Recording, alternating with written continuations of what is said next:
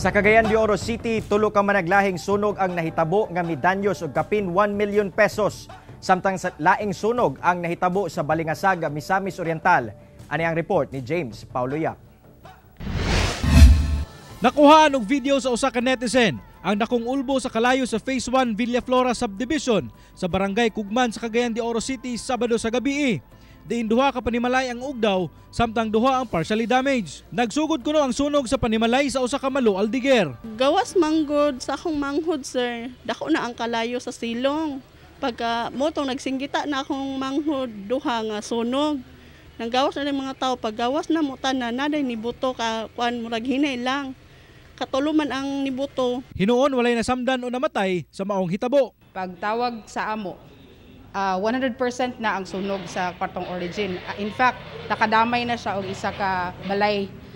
Second alarm to siya pag-abot sa among responding team. Samtang nahulikam ang usa ka armored car nga nasunog sa Upper Balulang sa Cagayan de Oro City. Padulong kuno kini sa syudad, dihang kalit misilaob ang sakyanan tungod nag-overheat ang makina niini.